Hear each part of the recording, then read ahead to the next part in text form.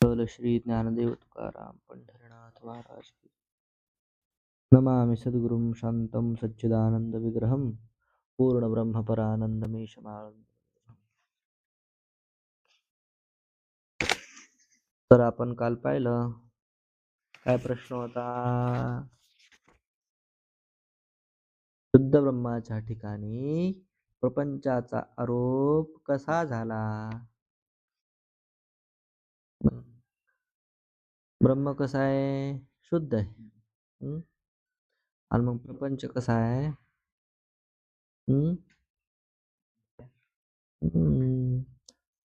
प्रकृती, माया, विद्या आणि तमः प्रधान प्रकृती यांचं वर्णन केलं. कशाला प्रकृती म्हणायचं, माया कोणाला म्हणायचं, अविद्या कशाला म्हणायचं, आणि जीव कशाला म्हणायचं, ईश्वर कशाला म्हणायचं. जीव ईश्वराचा फरक सांगितला, भेद सांगितला. जीवाच्या उपाध्या अनेक आहेत, ईश्वराची उपाधी एक आहे, शुद्ध आहे. म्हणून ईश्वर व्यापक आणि सर्वज्ञ आहे, जीव अल्पज्ञ आहे.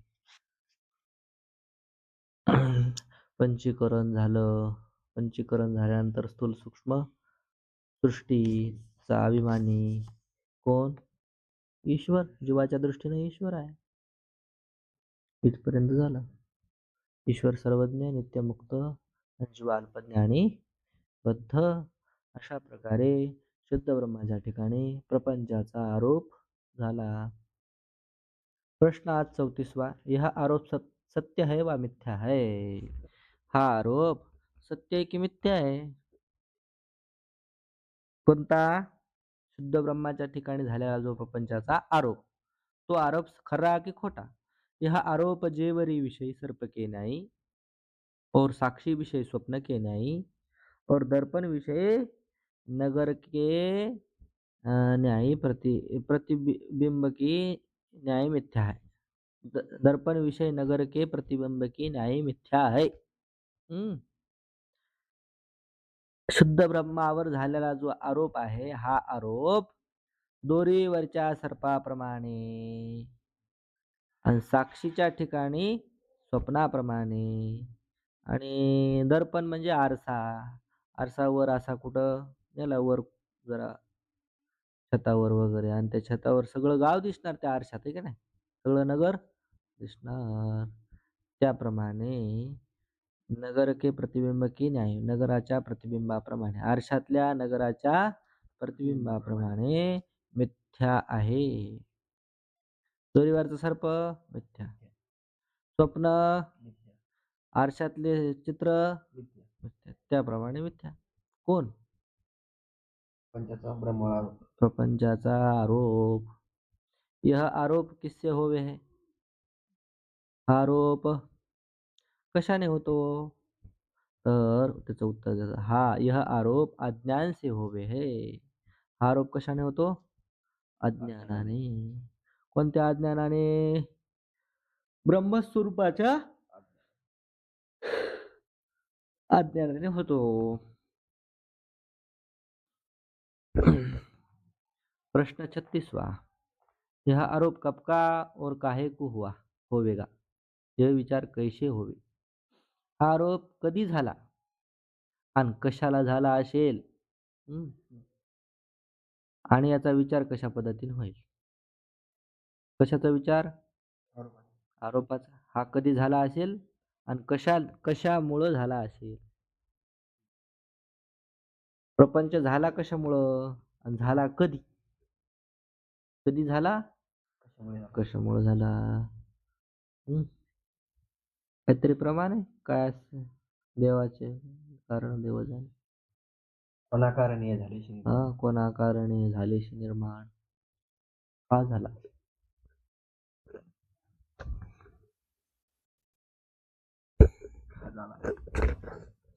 त्याचं उत्तर देतात.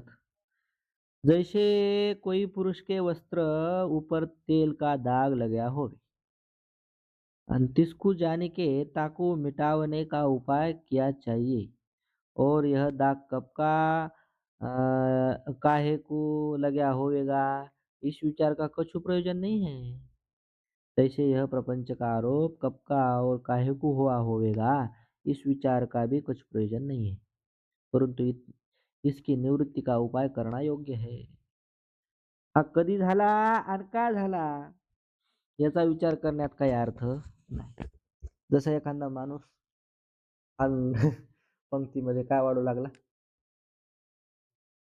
भाजी वाढू लागला, वरण वरण जरा पिवळं असते ना आणि तो वरण वाढू लागला आणि नेमकं त्याच्या एकदम पाठीमागच वरण लागलं. पॅन्ट पॅन्ट होती पांढरी आणि आणि मग तो पंक्तीत वाढत असताना भर पंक्तीत गेला आणि एक जण पोरग असं बारक, सगळे लोक हसू लागले त्याला. एक जण बारक पोर म्हणलं, मामा तुम्ही का काय पॅन्टीत काय कार्यक्रम झाला काय? मग मामानं जरा असं वाकून बिकून व्यवस्थित पाहिलं, अरे पिवळं झालं. मग पिवळं झाल्यानंतर मामानं तिथंच विचार करीत बसाव का?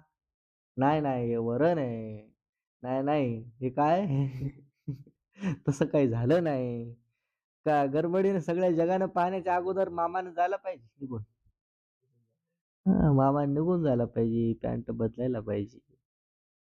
त्याचा विचार करण्यात काय अर्थ नाही. विचार करिता काय वाया जाईल काळ असं आहे की. आणि लोक हसतील आणखी जास्त. त्याच्यापेक्षा आपलं गडबडीने गेलेलं बरं. हा डाग कसा झाला? कुठं लागला? ते वरण कधी शिजवलं असेल? ती डाळ कुठून आणली असेल? ती कोणाच्या शेतात उत्पन्न झाली असेल? काय अर्थ? ते आता इथं तेलाचा दृष्टांत दिला. सांगायचं त्याला तेच होतं. कोई पुरुष के वस्त्र के ऊपर तेल का दाग लगा हो. तेलाचा डाग लागला, वरणाचा डाग लागला समजा. आणि तिसकू जाने के आता ते वरणाचा डाग दिसला त्याला, आहे का नाही? तिसकू आता ते धुवायचं हे केलं पाहिजे ना, वस्त्र बदलावं, धुवून टाकावं.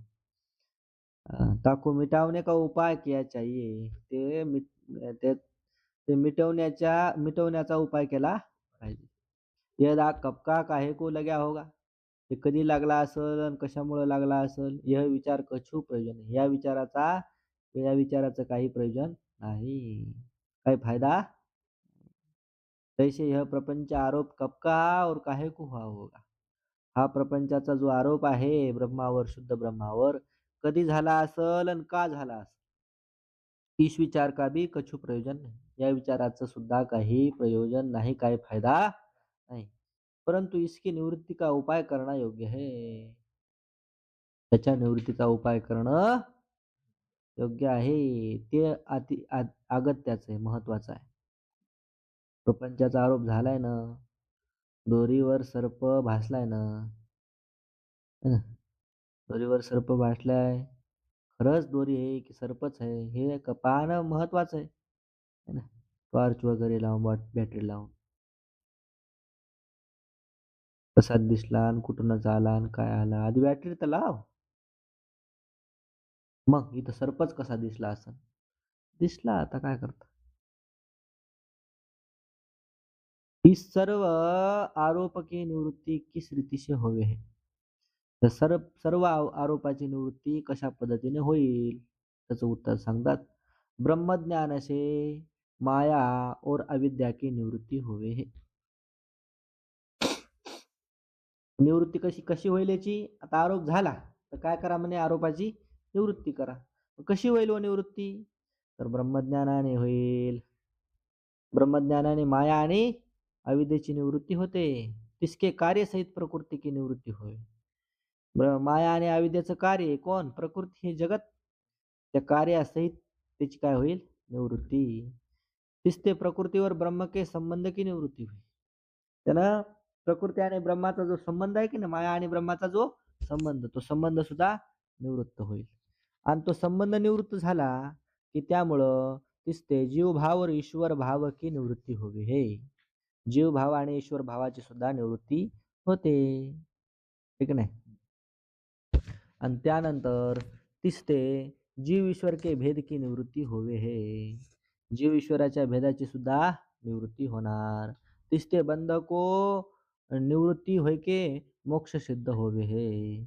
आणि हे सगळं झालं असता बंधाची निवृत्ती होऊन मोक्षाची सिद्धी होते. ईसरीतीचे एककाल विषय सर्व आरोप की निवृत्ती रूप अपवाद होवे हे. एकाच वेळी सगळ्या आरोपाची काय होते निवृत्ती होते. सुरुवातीला सगळ्यात एक नंबर काय होणार ब्रह्मज्ञान. ब्रह्मज्ञान झालं की माया अविद्येची निवृत्ती होणार. आणि माया अविद्येची निवृत्ती झाली त्याचं कार्यच बाकी सगळं आहे. सगळं मग जीव झालं ईश्वर झालं त्यांचा संबंध झाला आणि त्याच्यानंतर त्या दोघांचा जीव ईश्वराचा भेद झाला. हे जितके बी अनादी पदार्थ सांगितलेले आहेत त्याच्यापैकी फक्त ब्रह्म राहून बाकी सगळ्याच्या सगळ्याची काय होणार निवृत्ती. सहा सहा अनादी पदार्थ सांगितले ना त्याच्यात फक्त काय राहणार ब्रह्म राहणार. का ब्रह्मज्ञान झालं. ब्रह्मज्ञान झाल्यावर काय कळालं एकमेव अद्वितीयम ब्रह्म. एकच ब्रह्म आहे दुसरं काहीच नाही. असं जेव्हा कळालं तेव्हा बाकीच्याच माया निवृत्त झाली अविद्या निवृत्त झाली. माया अविद्या निवृत्त झाली त्याचे कार्य निवृत्त झालं. त्याचं कार्य निवृत्त झालं त्या दोघाचा मायाचा आणि ब्रह्माचा संबंधही निवृत्त झाला.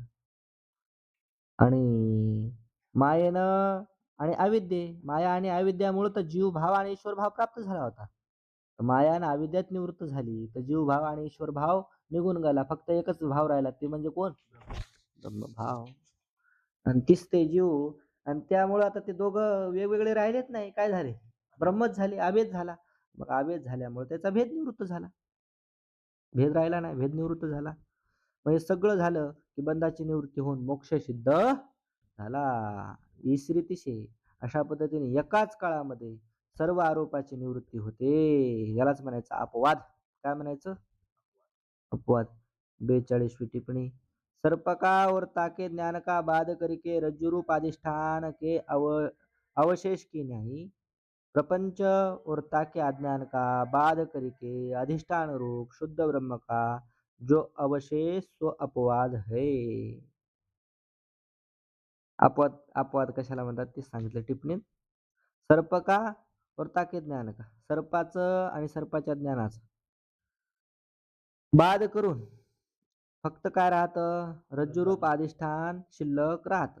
त्याप्रमाणे प्रपंच आणि त्याचं अज्ञान त्याचा बाद करून अधिष्ठान रूप शुद्ध ब्रह्मच केवळ शिल्लक राहतं. त्याचंच नाव अपवाद. यह ब्रह्मज्ञान कैसे होवे. ते ब्रह्मज्ञान कसं होईल यह ब्रह्मज्ञान आगे कहेगा जो विचार तिससे होवे है. हे जे ब्रह्मज्ञान आहे ज्या ब्रह्मज्ञानानं प्रपंचाचा काय होईल अपवाद होईल. काय होईल त्या आरोपाचा अपवाद होऊन जाईल.